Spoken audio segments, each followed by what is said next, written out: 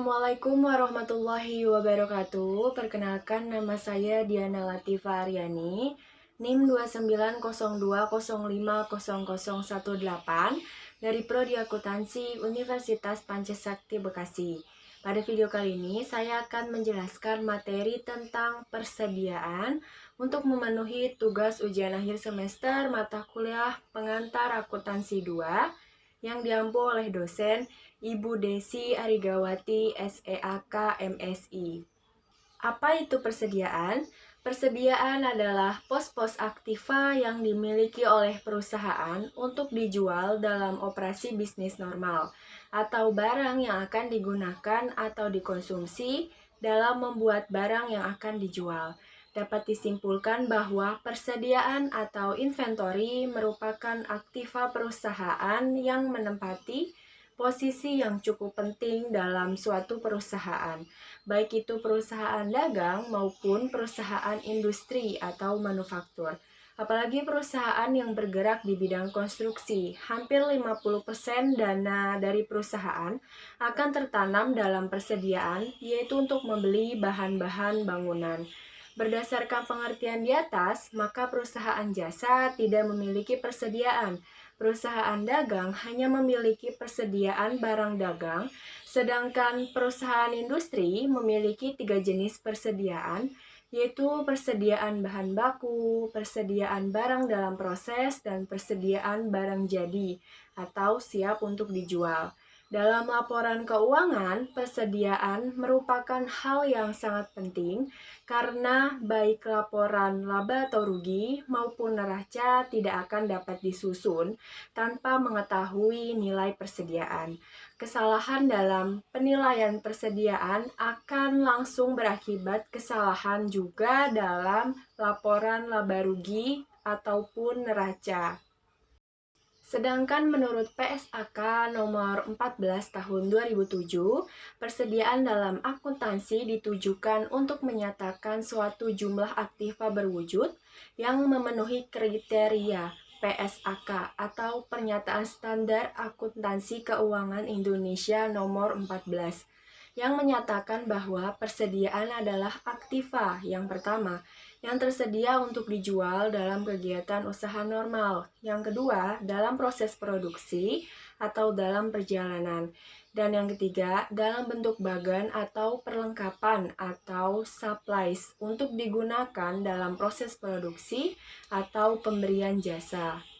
Pengertian persediaan dalam hal ini ialah sebagai suatu aktiva yang meliputi barang-barang milik perusahaan dengan maksud untuk dijual dalam suatu periode waktu tertentu atau persediaan barang-barang yang masih dalam pengerjaan atau proses produksi ataupun persediaan bahan baku yang menunggu penggunaannya dalam suatu proses produksi. Terdapat 4 tujuan akuntansi persediaan. Yang pertama, untuk menghilangkan resiko keterlambatan barang tiba. Yang kedua, untuk dapat memenuhi kebutuhan atau permintaan. Yang ketiga, menjaga keberlangsungan produksi atau menjaga agar perusahaan tidak mengalami kehabisan persediaan yang mengakibatkan terhentinya proses produksi. Yang keempat, memberikan pelayanan yang sebaik mungkin kepada konsumen dengan tersedianya barang yang diperlukan. Sistem pencatatan persediaan terbagi menjadi 2 bagian. Nah, untuk dapat menetapkan nilai persediaan pada akhir periode dan menetapkan biaya persediaan selama satu periode, sistem persediaan yang digunakan yang pertama ada sistem periodik atau fisikal. Sistem pencatatan periodik ini lebih mudah bagi perusahaan yang memiliki sistem yang belum terpadu. Sistem ini sangat sederhana bagi perusahaan kecil yang memiliki SDM sumber daya manusia terbatas dalam hal ketelitian. Karena sistem ini hanya mewajibkan akunting mencatat penjualan yang sama dengan bukti transaksi. Jadi, setelah transaksi penjualan dan pembelian sudah dilaksanakan, nanti pada akhir bulan, akunting wajib untuk opname persediaan yang masih di gudang untuk mengetahui sisa persediaan setelah adanya transaksi jual beli selama satu periode pencatatan. Nah, rumus untuk menghitung sisa persediaan pada akhir periode nanti yang akan dilakukan oleh akunting ialah HPP sama dengan stok awal ditambah pembelian dikurang penjualan dikurang stok akhir. Dan nantinya akuntan memiliki dua data, yaitu harga pokok penjualan yang nantinya dilaporkan dalam laba rugi dan laporan stok barang yang ada di gudang. Yang kedua ialah sistem permanen atau perpetual. Sistem pencatatan perpetual merupakan sistem pencatatan yang dicatat langsung saat transaksi tersebut sedang berlangsung. Semua akun langsung dapat diketahui pada saat transaksi berlangsung. Maka dari itu, akuntan harus menjurnal akun harga pokok dalam posting transaksi pembelian ataupun penjualan. Nah, sistem pencatatan ini tuh lebih rumit dibanding sistem pencatatan periodik. Karena akuntan wajib memasukkan jurnal harga pokok, yang berarti akuntan harus memiliki data harga pokok. Maka dari itu, perusahaan retail sangat jarang memilih pencatatan persediaan dengan sistem perpetual ini. Namun, terlepas dari perlunya ketelitian akuntan, sistem pencatatan perpetual lebih tidak memakan waktu daripada periodik karena tidak memerlukan opname pada persediaan akhir bulan. Sehingga sistem sudah berjalan ketika adanya transaksi penjualan ataupun pembelian pada saat akuntan posting di dalam jurnal. Selanjutnya ialah metode nilai persediaan. Metode yang dapat kita pergunakan ada 3. Yang pertama, metode FIFO, metode LIFO, dan juga metode rata-rata. Metode FIFO atau first in, first out. Nah, di dalam metode ini, barang yang pertama kali masuk dianggap dijual terlebih dahulu. Jadi, harga barang yang masih tersisa di persediaan kita adalah barang-barang yang terakhir dibeli oleh kita. Yang kedua, metode LIFO atau last in, first out. Di dalam metode ini merupakan kebalikan dari metode yang pertama yang telah disebutkan di atas. Jadi, barang yang pertama kali dijual justru adalah barang yang terakhir kali dibeli. Dan barang yang masih ada di persediaan kita adalah barang-barang yang pertama kali kita beli. Yang ketiga ialah metode rata-rata atau average method. Nilai persediaan barang yang ada di unit usaha kita dihitung berdasarkan harga rata-rata pembelian. Di dalam metode ini terdapat 2 cara penghitungan yang berbeda. Yang pertama ada rata-rata sederhana. Ialah nilai rata-rata yang ditentukan dari rata-rata harga beli barang secara global. Yang kedua, rata-rata tertimbang, ialah nilai rata-rata per unit. Berikut ada sebuah ilustrasi contoh persediaan untuk metode FIFO. Berikut data transaksi milik perusahaan dagang bulan Oktober atas persediaan barang A. Oktober tanggal 1, persediaan awal 20 unit, biayanya 100. Oktober tanggal 5, terjadi pembelian sebanyak 20 unit dan harganya 150. Tanggal 8 ada pembelian lagi sebanyak 50 unit dengan harga 170. Di tanggal 15 terjadi penjualan sebanyak 20 unit dan di tanggal 18 terjadi pembelian lagi sebanyak 50 unit dengan harga 130. Berikut jawaban untuk metode perpetual FIFO. Di sini ada kolom pembelian, kolom harga pokok penjualan, dan juga kolom saldo persediaan. Pada tanggal 1 Oktober terdapat saldo awal, langsung kita taruh di kolom saldo persediaan sebanyak 20 unit, harganya 100, totalnya 2000. 2000 itu didapat dari 20 unit dikali 100. Kemudian di tanggal 5 terjadi pembelian sebanyak 30 unit dengan harga 150 dan totalnya 4.500. Maka di kolom saldo persediaan kita masukkan kembali 20 unit, harganya 100, totalnya 2000. Kemudian barang yang kita beli tadi sebanyak 30 kita masukin di bawahnya. Jadi di kolom saldo persediaan, jadi 30 unit, harganya 150 dan juga total 4.500. Kemudian di tanggal 8 Oktober terjadi pembelian lagi sebanyak 50 unit dengan harga 170 dan total 8.500. Nah, untuk memasukkan angkanya, angka yang di tanggal 5 Oktober tadi dua-duanya diturunin lagi ke bawah, yang 20 unit dan juga 30 unit. Kemudian barang yang baru kita beli tadi sebanyak 50 unit, kita masukkan lagi di kolom persediaan yang ketiga. Seharga 170 dan totalnya 8.500. Kemudian di tanggal 15 Oktober terjadi penjualan. Ketika kita melakukan penjualan, maka barang kita keluar sebanyak 20 unit. Karena di soalnya tidak ada biaya ataupun harga, maka kita menggunakan harga di kolom tanggal 8 Oktober. Karena ini menggunakan metode FIFO, yaitu first in first out, barang yang pertama masuk, pertama keluar. Maka kita ambil harga yang atas di kolom saldo persediaan pada tanggal 8, yaitu sebesar 100. Jadi 20 unit dikali 100 sama dengan 2000.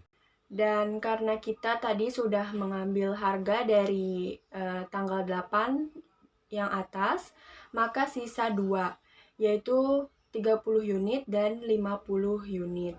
Maka keduanya kita turunin ke kolom penjualan di tanggal 15 Oktober. Dan terakhir tanggal 18 Oktober terjadi pembelian kembali sebanyak 50 unit dengan harga 130 dan total 6.500. Maka kita masukkan lagi angka di tanggal 15 Oktober tadi, 30 unit dan 50 unit kita turunkan dan kita masukkan di tanggal 18 Oktober. Dan kita telah melakukan pembelian tadi sebanyak 50 unit, itu kita taruh di bawah. Jadi tanggal 18 Oktober terdapat 3 transaksi atau 3 kolom ya teman-teman. Yang terakhir ada 50 unit dengan harga 130 dan total 6.500. Dan untuk total di kolom pembelian terdapat 130 unit. Dengan cara menghitungnya ialah 30 ditambah 50 ditambah 50 dan juga 19.500. Didapat dari 4.500 ditambah 8.500 ditambah 6.500. Di kolom harga pokok penjualan sebanyak 20 unit dengan total 2.000. Nah, untuk di kolom saldo persediaan ini, kita cara menghitungnya hanya menghitung berapa banyak transaksi yang terakhir. Seperti di contoh tanggal 18 Oktober terdapat 3 transaksi, yaitu 30 ditambah 50 ditambah 50 sama dengan 130 unit. Dan totalnya 4.500 ditambah 8.500 ditambah 6.500 sama dengan 19.500. Selanjutnya ialah contoh untuk perpetual metode LIFO. Berikut data transaksi milik perusahaan dagang bulan April atas persediaan barang B. Tadi barang A yaitu FIFO, barang B LIFO. April tanggal 1 terdapat persediaan sebanyak 200 unit dengan biaya 10.000, harganya 2 juta rupiah. Tanggal 3 terjadi pembelian dengan 500 unit, biayanya 11.000 dan harga 5.500.000. Tanggal 7 terdapat penjualan dengan 400 unit. Tanggal 12 terjadi pembelian dengan 500 unit, biayanya 12.000 dan harga 6 juta. Yang terakhir, tanggal 20 ada transaksi penjualan dengan 500 unit. Berikut jawaban untuk sistem perpetual dengan metode LIFO. Kolomnya masih sama ya, seperti yang tadi FIFO ada pembelian, HPP, dan juga saldo persediaan. Di tanggal 1 April terdapat saldo awal Langsung kita masukin ke saldo persediaan sebanyak 200 unit dengan harga 10.000, maka 200 dikali 10.000 sama dengan 2 juta rupiah. Kemudian di tanggal 3 April kita melakukan pembelian sebanyak 500 unit dengan harga 11.000 dan totalnya 5.500.000.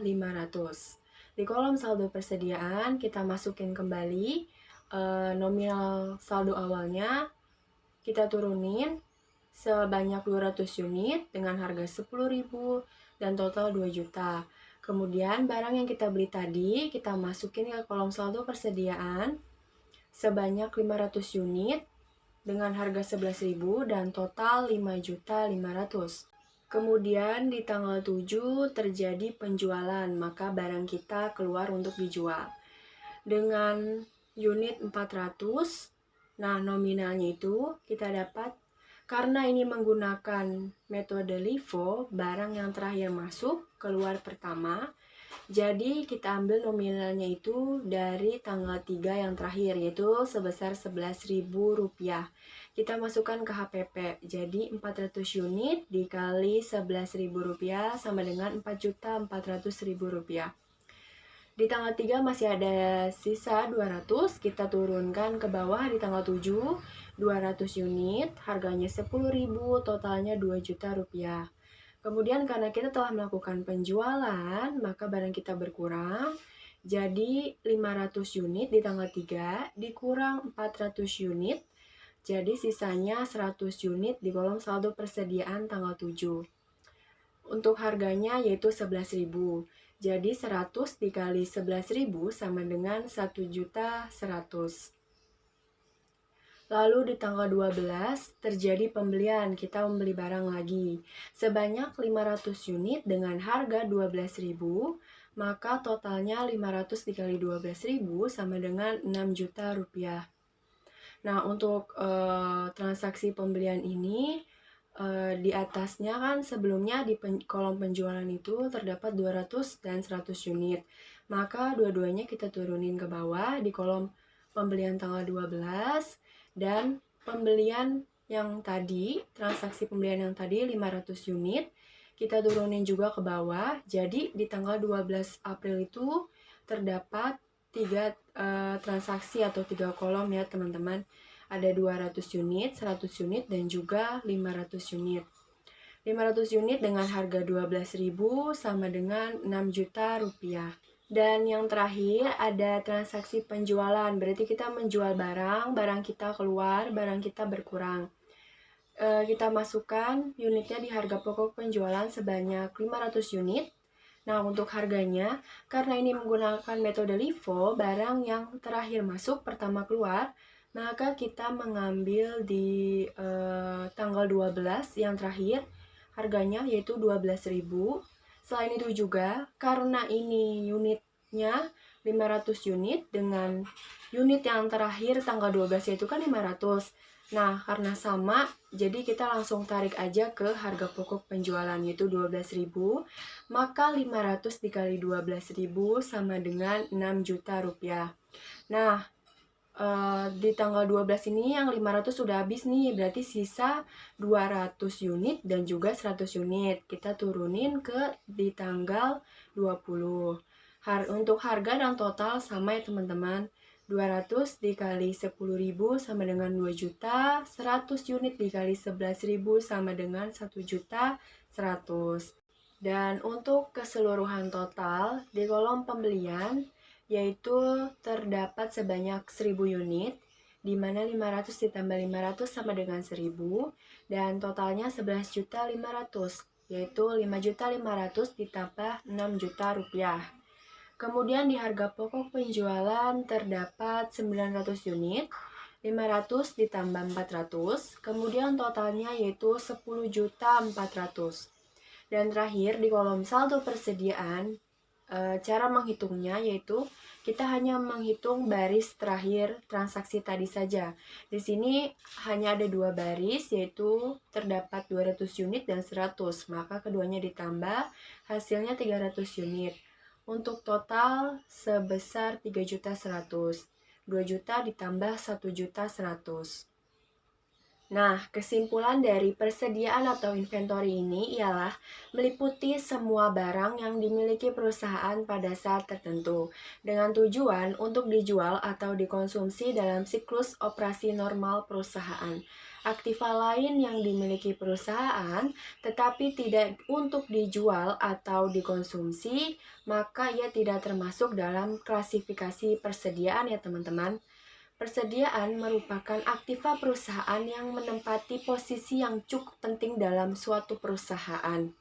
Sekian pembahasan materi tentang persediaan dari saya. Kurang lebihnya mohon maaf. Wabillahi taufiq wal hidayah. Wassalamualaikum warahmatullahi wabarakatuh.